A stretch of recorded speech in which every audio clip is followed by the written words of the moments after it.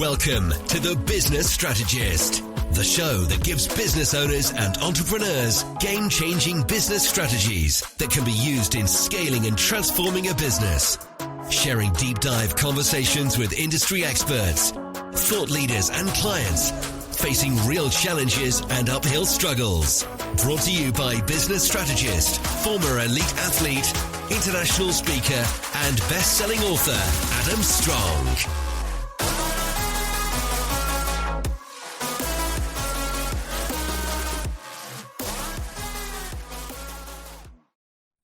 With us right now, it's Adam Strong. Adam, you are known as the business strategist. You're the host of the podcast, The Business Strategist, which to our friend that's listening to our conversation right now, you can search around in your podcast app and you can find the show there. And then Adam, finally, your website is adamstrong.net. Adam, thank you so much for joining us.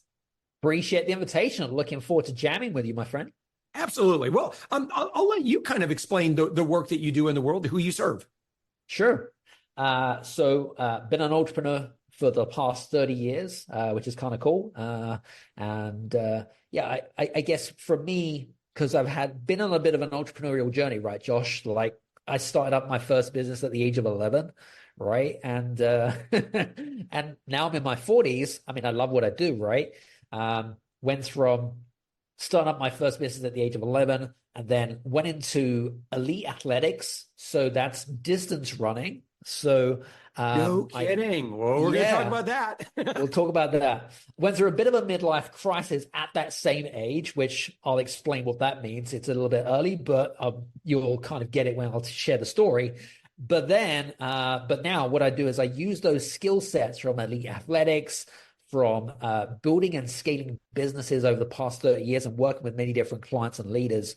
And now what I'd love to do is I'd love to work with people like your audience, experienced business owners and business leaders looking to disrupt what they do, to challenge their mindset, to be able to create that, what I call, I don't know if you've ever heard it, but in soccer and football, European football, right?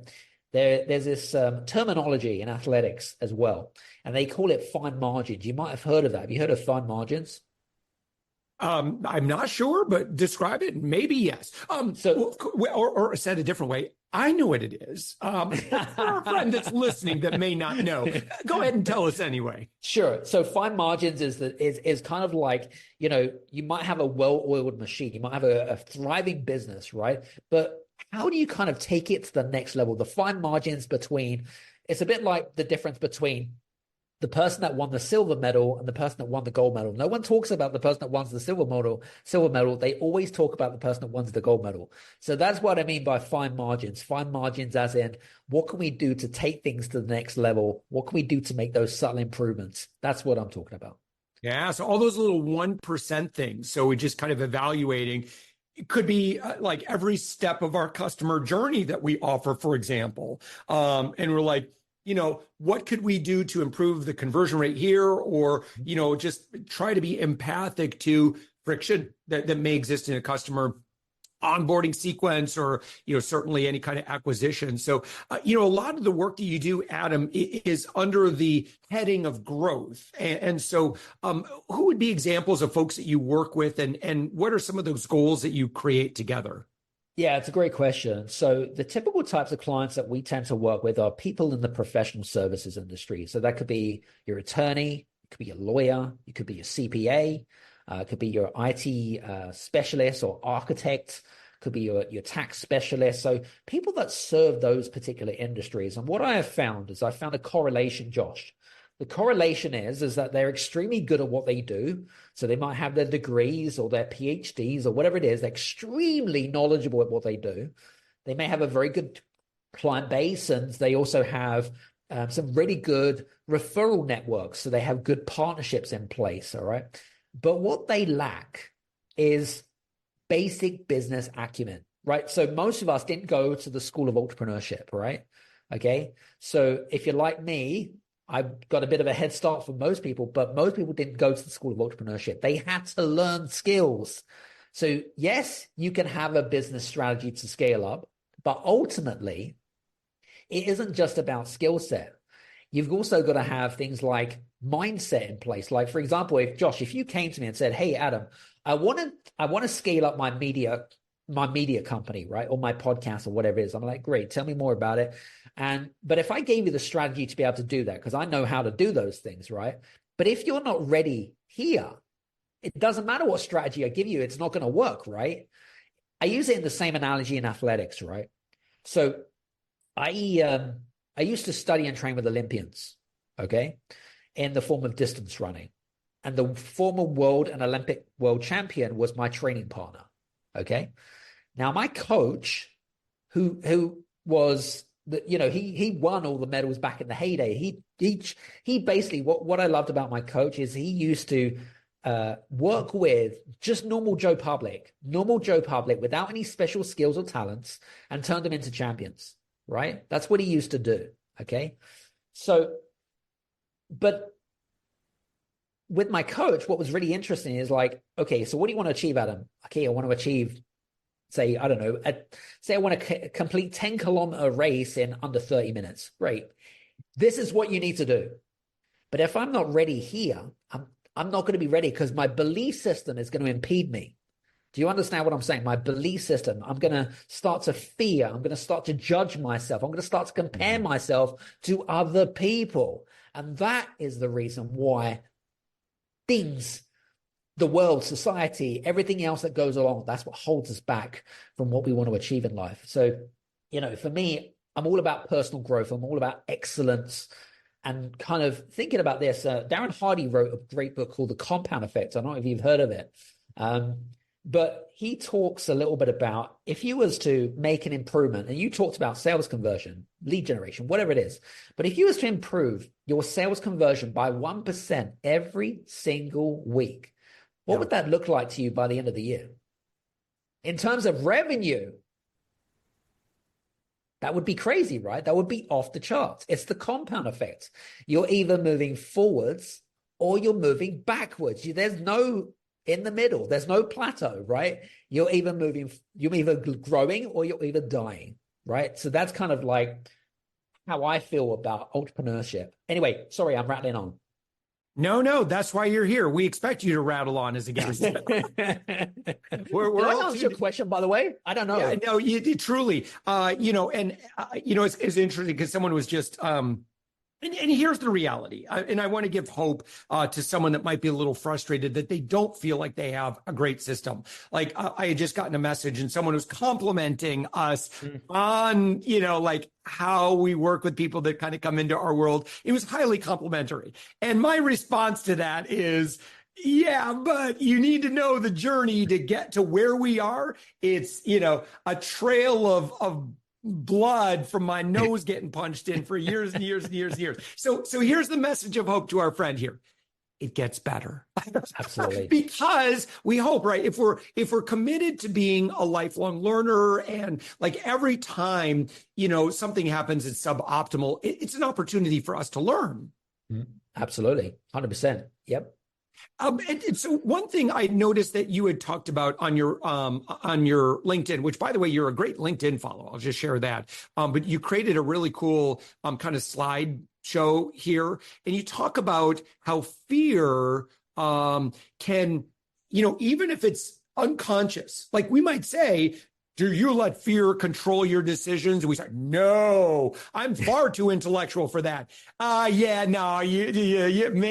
Maybe you're right, but perhaps you're not. Because we think about, like, for example, these decisions we make on what we share on social or the content that we produce. Adam, would you mind maybe talking about that a little bit and kind of like especially this relationship that we have with fear, conscious or unconscious?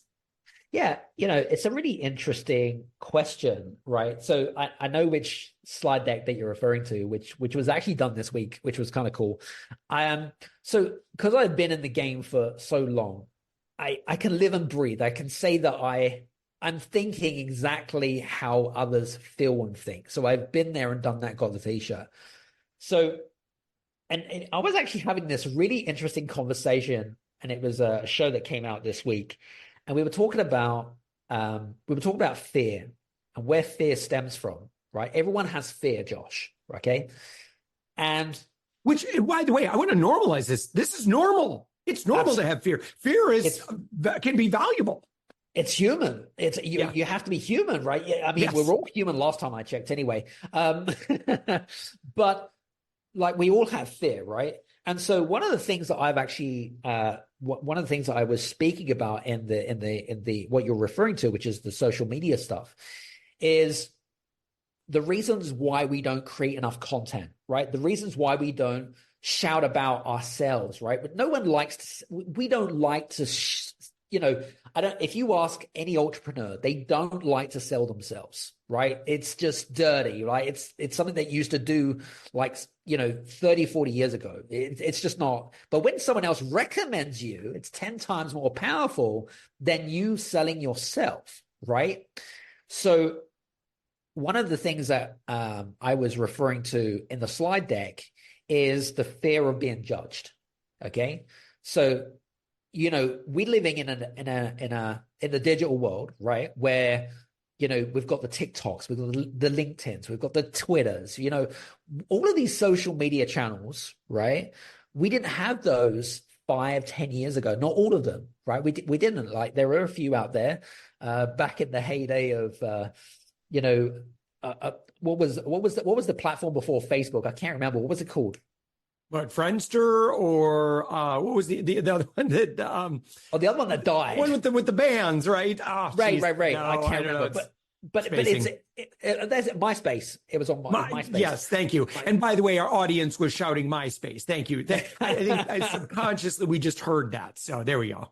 But it's interesting because we live in such a judgmental world, Josh. Do you know what I mean? Like we live. Yeah.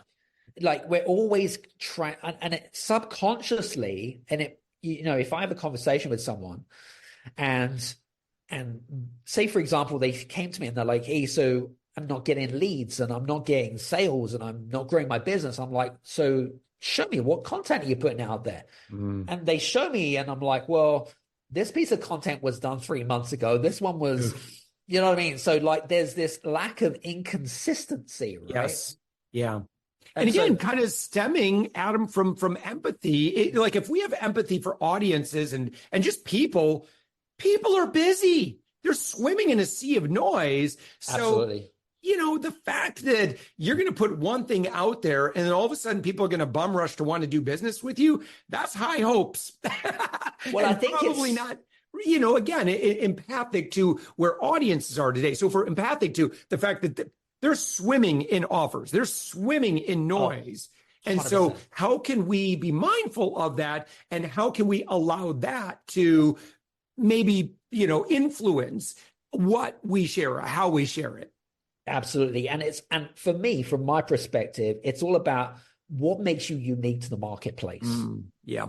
That's what it's about, really. Like, what differentiates me from my competitors? What differentiates me from people in my industry? What differentiates me from other entrepreneurs? Like, what differentiates me? Is it my values? Why do you like me? Right? Why are you listening to me? Right? What is it? What is the problems that you're trying to solve? Like, literally, what are you trying to solve for the clients? Okay. Because I'm not, and it's the same for you, right? You're not for everybody. And guess what?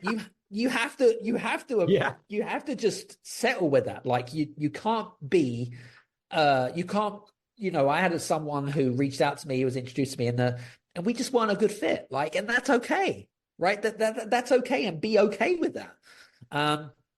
But I feel like we live in such a judgmental world, and we're always trying to compare, each other and stuff like that. But what I found, going back to your question around the whole kind of LinkedIn, I'll use LinkedIn as a perfect example, Josh, actually. So what I found, especially with the world of LinkedIn, and so I love LinkedIn. That's where I live, right? That's kind of like my that's my playground where I love to play. Okay. Yeah. But it's taken me years to establish loyal fans on this. Yeah. It's taken years. It's not like a 1 or 2 month thing, right? You've got to be, there's a few things that I've learned from being on LinkedIn is consistency. LinkedIn loves education, right? If you're educating their audience, they're gonna push you right to the top of the tree, right? They're going to love you doing that. LinkedIn hates you selling yourself. LinkedIn hates you putting offers out there. They hate that. As right? does every social media platform, by the way, unless you're paying them big bucks. Because that's where they get their money from. You think they're going to let you do that for free? Exactly. No, if that's what you want to do on social, you don't have to pay the piper. Absolutely. I know you're absolutely bang on. And so, I say to people, well, are you being consistent? Is your content educational and inspirational? Right? Because that's what it's got to be. Is it fun? Is it entertaining? Is it got a good hook? Does it reel people in? Does it entice people? Does it create curiosity? Right? So your content's got to do those things. But it also, with regards to your content in particular, is one second, is that it's got to be varied. So you can't just put the same piece of content, or you can't use the same, feature, for example, and expect the same results. And I'm a big fan of data and analytics, by the way. So I like to keep a track of what is sitting well, what is speaking to the audience. I'm not interested in vanity metrics. Yeah, they help give me an idea of if it's sitting well with the audience. Okay. What I'm interested in is quality over quantity any day long. Okay. I don't care if I've got 10,000 impressions, but I would sooner have 100 engagements over 10,000 impressions all day long. Yeah. But you're right. I mean, we live in a very judgmental world, and the fear of being judged, okay? The fear of comparing ourselves, the fear of not being enough, okay? The fear of and here's the thing, right, ladies and gents, okay? I'll be honest with you, Josh. I'm probably the hardest person. I literally, I'm so hard on myself because that is the way that I'm wired. Yeah. From the back in my athletic days, right? I used to beat myself up. I still beat myself up, right? And in fact, I want to quickly share with you guys. I'm going to share with you I suppose my story of vulnerability, if you want to call it that. And unfortunately, we've got about 2 minutes left, and so I wanted, Adam, can we share that? Can you share that Absolutely. Maybe in your social, and we can link to that? Because you do have a great story, but I just want to make sure that I want to share how you work with people, and someone that's listening to our conversation right now, where they go from here. And I'm so sorry, I feel so badly. But no, you're good. It's all good. It's all good. Well, I mean, listen, if you guys that are interested in having a conversation, Josh has kindly mentioned my LinkedIn and my website. That's the best place. And we also have a great quiz for you guys that are looking to scale up. It's called the Business Growth Quiz. It's complimentary, and it gives you a great free report about the areas in your business of where you need to have focus and some direction in terms of moving forward in 24. So I hope that gives you some great stuff. Yeah. Adam, your website is adamstrong.net. When someone goes to the website, certainly they can learn about the Game Changers Inner Circle. You have some great content on your website itself. And then really easy to our friend that's listening to us right now, just do a search right now for the Business Strategist podcast, and folks can dive in. You've been doing this a while, 200, nearly, as of when we're recording this, nearly 300 episodes. So congratulations on your longevity. That's quite prolific in the podcasting world. So Adam, this has been great. Thank you so much for the conversation. Again, adamstrong.net. Thanks, Adam, for joining us. Thanks very much, Josh. Thanks for listening to The Business Strategist with Adam Strong. Follow Adam on LinkedIn, YouTube, and adamstrong.net. Leave a review on Apple or Spotify.